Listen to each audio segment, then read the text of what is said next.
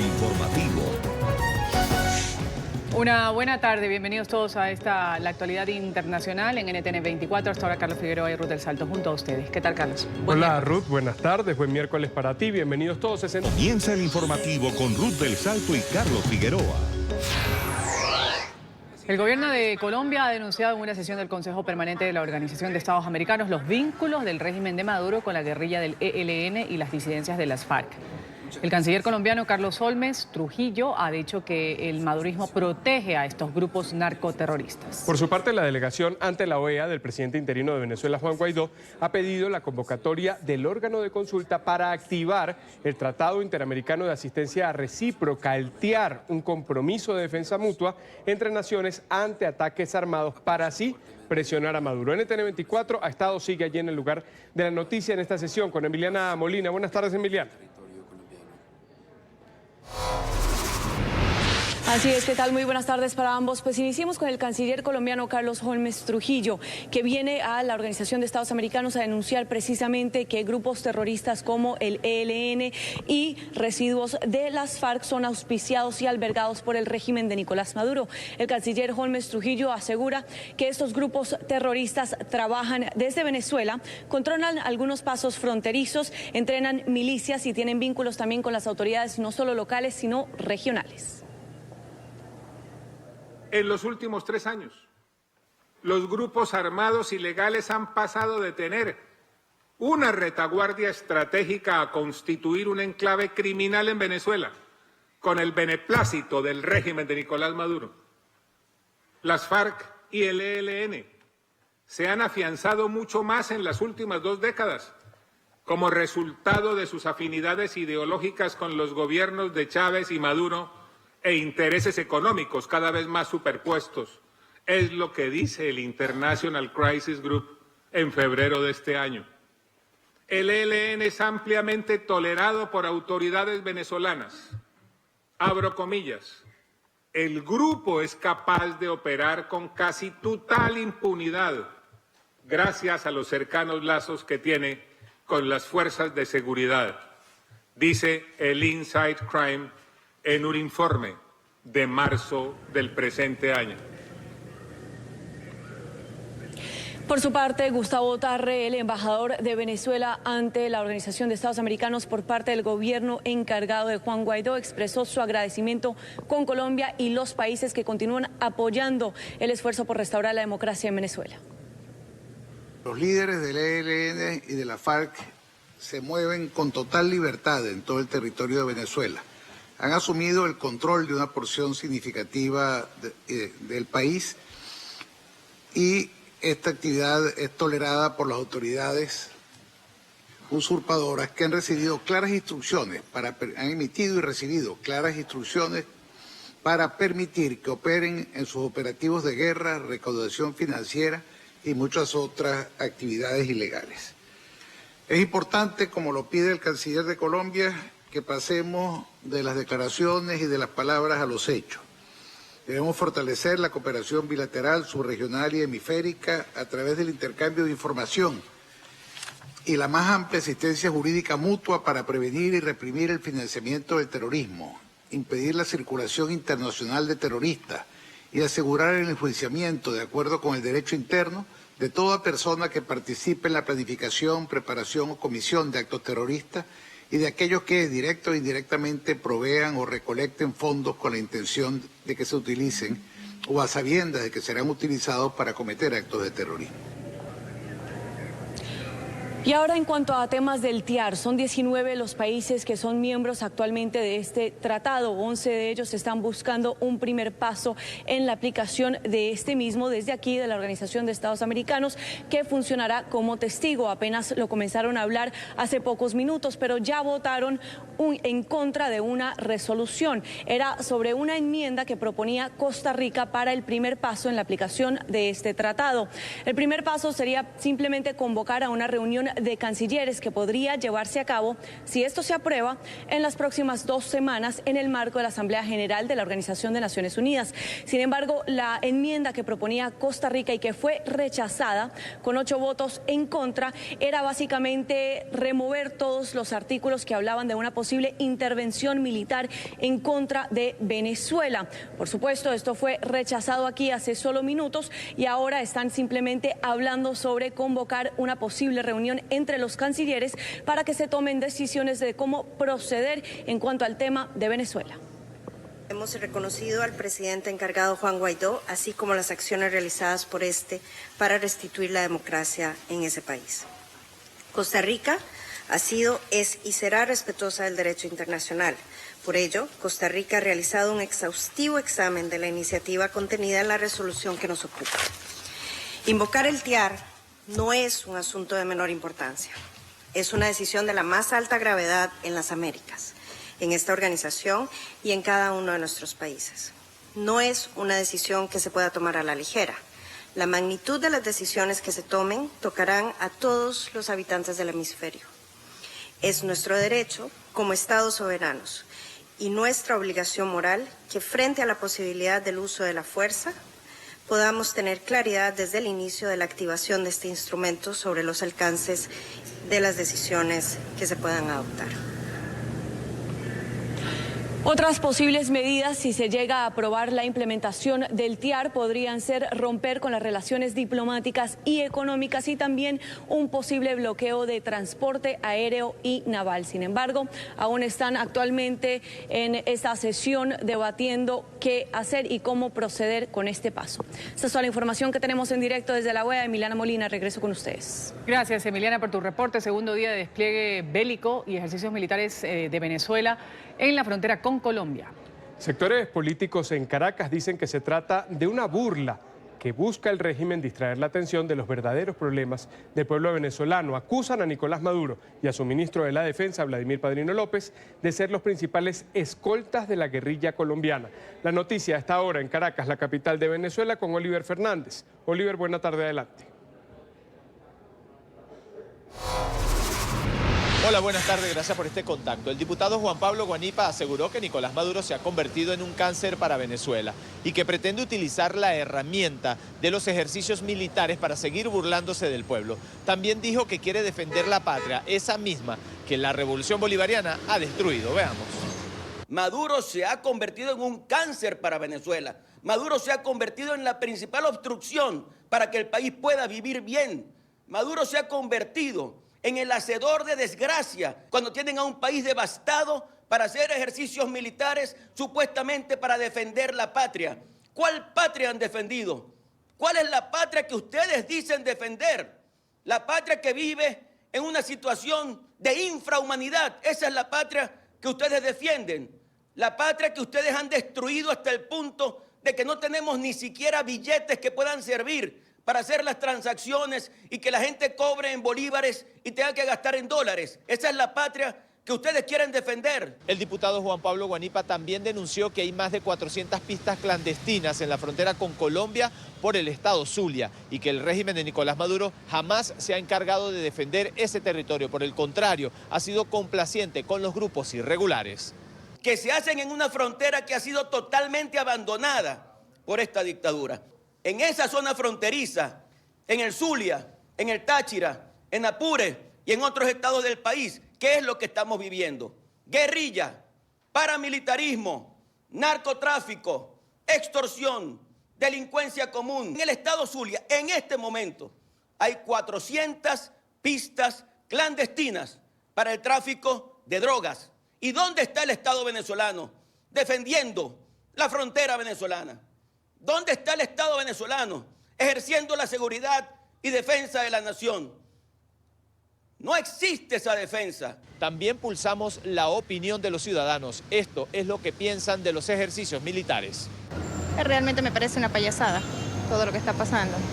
Es algo así como una cortina de humo para distraer toda la situación que está pasando realmente en el país. Te voy a contestar sinceramente. Me parece otra payasada del gobierno. Vamos a agradecer este reporte de Oliver Fernández y para conocer la situación a esta hora en la frontera colombo-venezolana vamos a establecer contacto con nuestro periodista Diego de Pablos. Una buena tarde, Diego, adelante. Hola, buenas tardes. Los saludo desde el Puente Internacional Simón Bolívar entre Villa del Rosario y San Antonio del Táchira y se sigue sintiendo un ambiente de zozobra acá en esta zona de frontera ante los ejercicios militares que ha anunciado el presidente Nicolás Maduro. Hay una pequeña diferencia que hoy ya el flujo de peatones que pasan por esta estructura pues no es tan grande como el del día de ayer. Ayer Migración Colombia reportó extraoficialmente que 65.000 personas atravesaron los puentes internacionales en el área metropolitana de Cúcuta, pero hoy esa cifra ha descendido notablemente. Lo que sí se sigue sintiendo es un ambiente de temor, puesto que ayer en las horas de la tarde y también hoy en las horas de la mañana se revelaron algunos videos, algunas imágenes en donde se ve el movimiento militar en la única vía que comunica desde San Cristóbal hasta San Antonio del Táchira. Se vieron algunos convoys militares, se vieron carrotanques, se vieron algunos misiles y un movimiento grande de militares venezolanos que venían hacia esta zona. Lo que sí está confirmado es que en esta parte de la frontera no hay ejercicios militares programados, pero sí lo hay a pocos kilómetros de este lugar en el sector de La Fría, donde hay un gran batallón y un gran contingente militar. Allí se van a desarrollar en las horas de la tarde algunas operaciones militares, pero está un poco retirado de acá de este sector de frontera. Por su parte, las autoridades en Colombia garantizan la soberanía y envían un mensaje de calma a todos los habitantes del norte de Santander y también del área metropolitana de Cúcuta para que se tranquilicen y pues dejen que Venezuela realice sus ejercicios militares en completa normalidad. Esa es la información que tenemos por el momento desde aquí, desde el Puente Internacional Simón Bolívar en la frontera colombo-venezolana. Continúen ustedes en nuestro Centro Internacional de Noticias. Muy buenas tardes. Buenas tardes para usted, Diego. Y seguimos. La alta representante para Asuntos Exteriores y Política de Seguridad de la Unión Europea, Federica Mogherini, visita Colombia. Se va a reunir con el presidente Iván Duque. Antes de emprender el viaje, se ha referido a las conversaciones para buscar una salida a la crisis política en Venezuela. Esto dijo. Hablar siempre es mejor que pelear. Es una experiencia europea que podemos compartir con el resto del mundo y por eso me alentó, nos animó y lo apoyamos. Las conversaciones mediadas por nuestros amigos noruegos y esperamos que esto se pueda reanudar pronto. Y Colombia ha advertido con denunciar a Cuba ante la ONU por ser promotor del terrorismo. En una carta que ha sido enviada a la embajada cubana en Bogotá, el gobierno de Iván Duque exige a Miguel Díaz-Canel entregar de inmediato a los dos comandantes de la guerrilla del ELN que permanecen en esta isla. Según la Cancillería colombiana, la solicitud para entregar a Nicolás Rodríguez alias Gavino e Israel Ramírez alias Pablo Beltrán se hizo desde el pasado mes de enero, pero hasta el día de hoy ha sido ignorada. En este comunicado, Colombia asegura que va a aplicar la resolución aprobada por el Consejo de Seguridad de Naciones Unidas sobre denunciar a aquellos estados que alojen, protejan, financien o permitan la circulación en su territorio de miembros de grupos que hayan cometan o planeen cometer actos terroristas en Colombia. El gobierno nacional. Otro tema, tras el despido de John Bolton como asesor de seguridad nacional de la Casa Blanca, el gobierno de Estados Unidos ha designado a Charlie Kupperman para ocupar este cargo de forma interina. Kupperman es un republicano experto en negociaciones sobre armas estratégicas. Fue consejero del expresidente Ronald Reagan en el periodo 1981-1989. La información la dio a conocer el vicesecretario principal de prensa de la Casa Blanca, quien indicó que el funcionario va a ocupar provisionalmente el puesto de Bolton.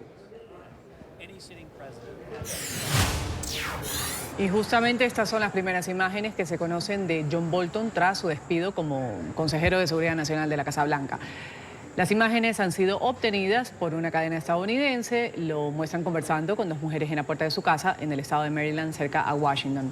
El presidente Donald Trump ha explicado que le pidió la renuncia por sostener fuertes diferencias con él.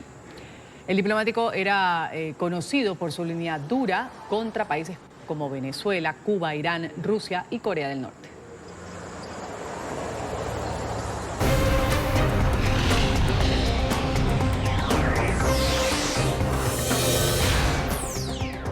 Y Estados Unidos conmemora 18 años de los peores atentados terroristas de su historia. En diferentes puntos del país han honrado la memoria de las cerca de 3.000 víctimas mortales que dejaron los múltiples ataques del 11 de septiembre del 2001. Donald Trump encabezó las ceremonias en Washington y en Virginia. Desde el Pentágono lanzó una dura advertencia a quienes pretendan atentar contra la Unión Americana. Los homenajes del Ejecutivo comenzaron en la Casa Blanca. El presidente junto a la primera dama y los empleados del despacho oval guardaron 1 minuto de silencio en honor a las víctimas, seguido de las notas del clarín fúnebre.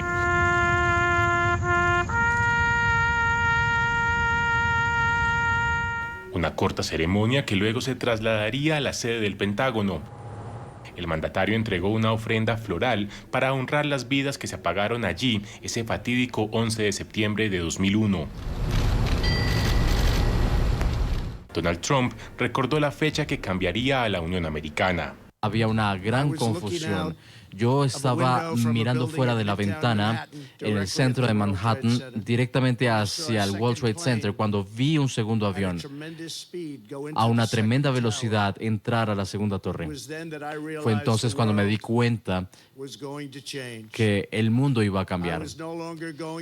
Ya no iba a ser y jamás podría ser ese lugar inocente que yo pensaba que era. También hizo referencia al fallido intento por entablar un diálogo con los talibanes, la misma organización que brindó apoyo y protección a Osama Bin Laden. Y si por alguna razón ellos regresan a nuestro país, nosotros iremos a donde quiera que estén y utilizaremos el poder que jamás haya utilizado Estados Unidos. Y no estamos hablando ni siquiera de poder nuclear. Ellos nunca habrán visto algo similar a lo que les pasará. En el Pentágono perdieron la vida 189 personas, las 64 a bordo del vuelo 77 de American Airlines y 125 que trabajaban en el edificio gubernamental. Por su parte, el vicepresidente Mike Pence ha honrado a las 40 víctimas del vuelo 93. Pence asistió a una ceremonia en el campo de Shanksville, en Pensilvania, donde el avión de United Airlines se estrelló después de que los pasajeros se enfrentaran a los secuestradores, frustrando el ataque planeado por terroristas de Al-Qaeda contra el Capitolio de los Estados Unidos. Hoy, en todo el país, los estadounidenses tomarán una pausa para reflexionar, honrar y nunca olvidar los eventos de este día hace 18 años. En la ciudad de Nueva York, en el Pentágono y aquí en Shanksville, Pensilvania. Aquí, donde un campo de tierra un día se convirtió en un campo de honor para todos. Y NTN 24 está en la ribera del río Hudson, en el Bajo Manhattan, en Nueva York. Allí se ve una panorámica de ese lugar que hace 18 años fue escenario de una triste noticia, de un lugar en el que se hizo historia. Allí está Alejandro Rincón, tiene el reporte. Alejandro, muy buena tarde.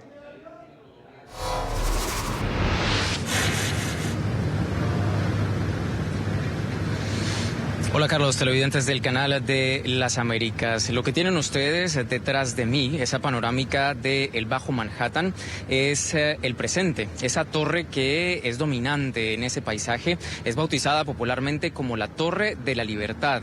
Libertad que los Estados Unidos recuerda hoy como un triunfo en contra del terrorismo. 18 años después de esa trágica fecha, la nación, aun cuando ha logrado avances en su proceso de recuperación luego de esa tragedia, pues todavía tiene una enorme labor por enfrentar. Dos elementos claves marcan la jornada en los Estados Unidos. Por una parte, recordar que justo hace 18 años, con la caída de las Torres Gemelas, empezaba una guerra contra el terrorismo que se libra todavía en Oriente Medio. Los soldados de la Unión Americana todavía están desplegados en Afganistán y todavía no se ve una salida próxima para este conflicto. Y adicionalmente, el segundo elemento que marca esta jornada desde la Unión Americana es que es el primer aniversario de los atentados del 11 de septiembre que sucede cuando el Congreso finalmente logra un acuerdo presupuestario para la financiación permanente del Fondo de Víctimas para compensar a aquellos que se han visto afectados por haber estado expuestos a los escombros de esa trágica fecha. Una extensión que se logró por 90 años luego de una crisis e incluso una intensa polémica en el nivel o en el mundo político aquí en los Estados Unidos. Entre tanto, quienes han venido a este punto de los Estados Unidos, donde hay uno de los principales memoriales a los fallecidos, hay un profundo sentido de unidad, de recordar y de hacer un llamado de atención a los Estados Unidos en general para que participen de todo tipo de actividades de voluntariado y sobre todo de solidaridad con las víctimas del terrorismo. La misión y el mensaje del día: jamás olvidar. Vemos cómo esta nación, a pesar de todo lo que pasa, cuando se une, puede salir adelante. Y prueba de ello es lo que podemos ver ahora, la construcción de nuevos edificios y siempre recordando a las víctimas que estuvieron en ese lugar. Mucho respeto, porque mucha gente ha fallecido honorablemente y desafortunado. Eso es tradición aquí en las escuelas. Tomamos un momento de silencio para a la gente que ha fallecido durante este día. Para el resto de la jornada, otro de los momentos más emblemáticos de la ceremonia de aniversario de estos atentados terroristas va a tener lugar justo detrás de mí, a cada uno de los lados de la Torre de la Libertad, donde reposan las denominadas piscinas, la piscina norte y sur, que eran las posiciones originales de las extintas Torres Gemelas. Desde allí saldrán dos grandes haces de luz blanca-azul que iluminarán permanente el cielo hasta cuando llegue el sol una vez más en la mañana del jueves. Con esos dos haces de luz será el cierre oficial de este día de conmemoración y de unidad en los Estados Unidos. Es todo lo que tenemos para ustedes ahora. Continúen con más en el informativo. Gracias, Alejandro Rincón, por ese reporte desde Nueva York. Y horas antes de este aniversario de los atentados del 11 de septiembre, la Embajada de Estados Unidos en Afganistán ha sido blanco de un ataque. Según reportaron las autoridades, un proyectil explotó en horas de la madrugada frente a la sede diplomática sin dejar personas heridas. Una columna de humo se levantó en este lugar causando conmoción. Este sería el primer ataque en Kabul tras las cancelaciones de las conversaciones de paz con el grupo talibán por parte del presidente Donald Trump. Primera pausa aquí en el informativo NTN 24. Último minuto. NTN 24. El Consejo Permanente de la OEA ha aprobado hace minutos convocar al órgano consultivo del Tratado Interamericano de Asistencia Recíproca, el TIAR. Recordemos, la delegación de Venezuela, en representación del gobierno interino de Juan Guaidó, había solicitado activarlo para el caso venezolano. Seguimos en el lugar de la noticia. Vamos a regresar con Emiliana Molina. Emiliana, ¿cuál es la implicación de esta decisión que se acaba de tomar? Adelante. Así es, ¿qué tal? Muy buenas tardes. Pues son específicamente solamente aquellos países que son miembros del TIAR los que pudieron votar. Se aprobó esto con 12 votos a favor, 5 abstenciones y una ausencia. Los países que votaron a favor son Estados Unidos, Argentina, Brasil, Chile, Colombia, Venezuela, Paraguay, República Dominicana, El Salvador, Guatemala, Haití, Honduras. ¿Esto qué significa? Pues significa básicamente que ahora han aprobado la convocatoria del órgano de consulta del TIAR. Significa que los cancilleres podrán reunirse en las próximas 2 semanas en el margen de la Organización de Naciones Unidas y la Asamblea General de este organismo. Y recordemos que se acaba de aprobar rechazando la enmienda que intentaba hacer Costa Rica hace solo minutos de intentar remover todos los artículos que hablaban sobre una posible intervención militar. Esta es toda la información que tenemos en directo. Emiliana Molina, regreso con ustedes. Emiliana, gracias por tu reporte. En el estado de Florida, hoy van a definir si el polizón cubano que llegó a Miami escondido en un avión que salió de La Habana es puesto en libertad o es deportado. Este hombre se presenta a esta hora ante un juez de inmigración para pedir de manera oficial el asilo político en la Unión Americana. Una noticia en desarrollo, la ampliamos con nuestra periodista Paola Serna. Paola, adelante, buena tarde. Hola, ¿qué tal? Muy buenas tardes. Pues bien, Yuniel García, el joven de 26 años que llegó como polizón procedente de un vuelo de Cuba al aeropuerto internacional de Miami, que sorprendió a las autoridades quienes lo hallaron en el área de carga de la aeronave, se ha presentado la mañana de hoy frente a un juez de inmigración. Esto en la corte de Chrome, que está ubicada justo al lado del centro de detención de Chrome en el suroccidente del condado Miami-Dade. Hace unos minutos hablamos o nos escribimos con el abogado que lleva su caso, el abogado Willie Allen. Nos ha dicho que el juez ha pedido más tiempo para revisar este caso. Recordemos que al polizón le fue aprobada la posibilidad de presentarse frente a un juez de inmigración bajo la posibilidad de presentar miedo creíble. El juez deberá entonces evaluar si este miedo creíble pues le otorgaría un asilo político o si de lo contrario se le daría la posibilidad pues de darle una fianza o por el contrario de devolverlo a la isla, de deportarlo. El juez ha pedido más tiempo, quiere analizar más las pruebas y corroborar si efectivamente Yuniel García corre el riesgo de padecer torturas. Esto de acuerdo a lo que ha presentado la defensa si regresa a la isla de Cuba. Es un caso bastante interesante ya que sentaría un precedente importante y también, por supuesto que desde la isla están monitoreando las personas muy de cerca este caso, ya que habría pues el riesgo, y es uno de lo que se ha presentado aquí, que más personas intenten venir bajo esta vía, bajo los aviones o introducirse en los aviones como polizón para tratar de obtener algún tipo de estatus al llegar a los Estados Unidos. Los familiares de Yuniel García están pues también atentos y a la espera de este desarrollo. Si le es otorgado el asilo político, ha dicho que se radicaría en el estado de Georgia. Es por ahora la información que tenemos desde Miami. Soy Paola Serna. Continúen con más desde nuestros estudios centrales. Muy buenas tardes. Una buena tarde, Paola. Gracias por tus reportes desde Florida. Emergencia en la ciudad de Cali, en el suroccidente de Colombia. 5 incendios forestales se registraron en 2 cerros cercanos a la capital del departamento del Valle del Cauca en la noche de este martes. Las llamas consumieron buena parte de la vegetación y el zoológico de la ciudad estuvo en alerta por las conflagraciones cercanas. Un equipo de 400 personas entre bomberos, policía, Cruz Roja y Ejército participan en el operativo para apagar el fuego. El gobierno local ha informado que ya inició una investigación para determinar qué inició esta conflagración. Al presidente de Brasil le suspendieron la alimentación oral luego de sufrir complicaciones de salud. Jair Bolsonaro, operado de una hernia abdominal el domingo, comenzó a ser alimentado a través de una sonda nasogástrica. Esto informaron hoy sus médicos. El presidente, quien debía recibir el alta médica este martes, experimentó un movimiento intestinal lento y una distensión abdominal. Bolsonaro sigue internado en un hospital en Sao Paulo, donde fue sometido a su 4ª operación tras el atentado del que fue víctima hace un año en plena campaña presidencial. Justin Trudeau por su reelección. El primer ministro canadiense anunció hoy la disolución de la Cámara de los Comunes, con lo que da inicio a la campaña para las elecciones legislativas del 21 de octubre. Este anuncio se conoció luego de que Trudeau se reuniera con el gobernador general y avalara frente a la reina Isabel II esta decisión. El dirigente liberal de 47 años busca su segundo mandato.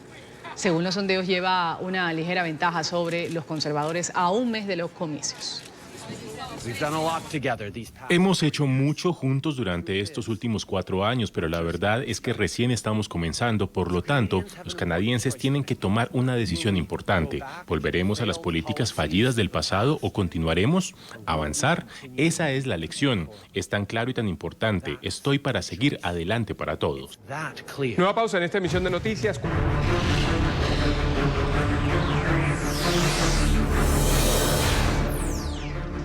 Y llegó a su natal Zimbabue el cuerpo del expresidente Robert Mugabe. Sus restos arribaron al aeropuerto de Harare, en la capital, donde fueron recibidos con honores militares. Aún se desconoce en dónde va a reposar su cuerpo. Mugabe, que gobernó la nación africana durante 37 años, hasta que fue derrogado por su propio ejército en el 2017, murió a los 95 años en un hospital en Singapur. Mañana y el viernes el féretro será expuesto en el estadio Rufaro, en las afueras de la capital de Zimbabue, y el funeral va a tener lugar el sábado en el Estadio Deportivo Nacional, que puede acoger hasta 60.000 personas.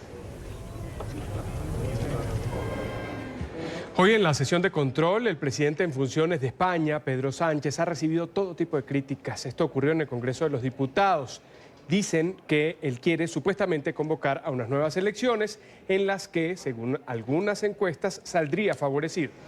El partido Unidas Podemos ha aprovechado para pedirle nuevamente a Sánchez un gobierno de coalición. El reporte desde Madrid con Marcelo Moncayo. Marcelo.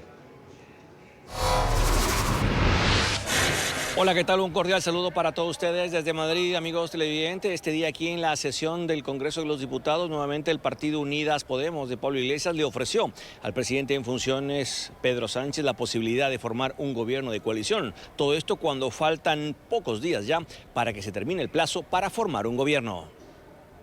En Madrid, los partidos de oposición aprovecharon la sesión de control para criticar al presidente del gobierno en funciones, Pedro Sánchez, su supuesta intención de querer convocar a nuevas elecciones ante la falta de apoyos para formar un gobierno.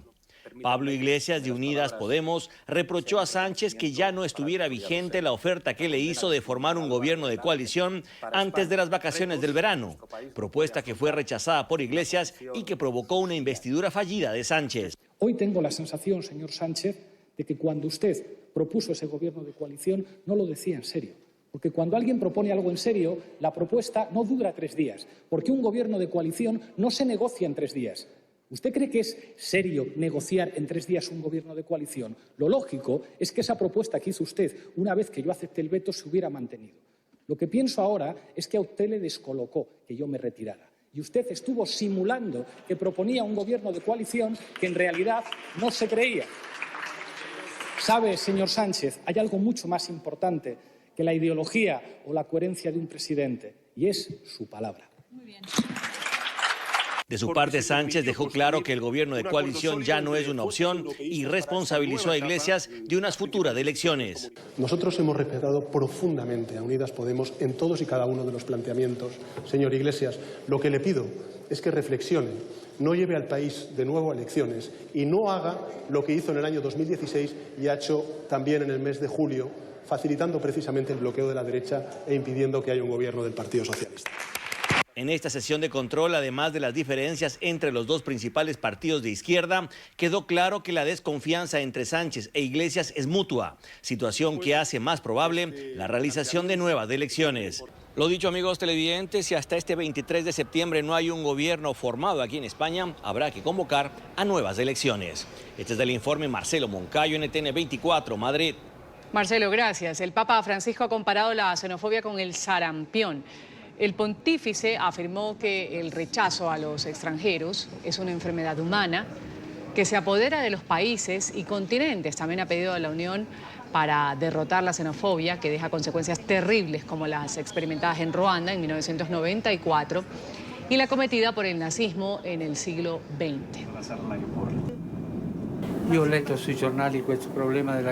Leí acerca de la xenofobia en los periódicos. Esto no es un problema solo en África, es una enfermedad humana como el sarampión. Es una enfermedad que ingresa a un país, ingresa a un continente. Construimos muros, pero los muros dejan solo a quienes los construyeron. Sí, dejan de lado muchas personas, pero los que permanecen dentro de las paredes se quedarán solos y al final serán derrotados por grandes invasiones. La xenofobia es una enfermedad justificable, entre comillas, con el argumento de pureza de raza. La xenofobia a menudo se apoya en el llamado populismo político.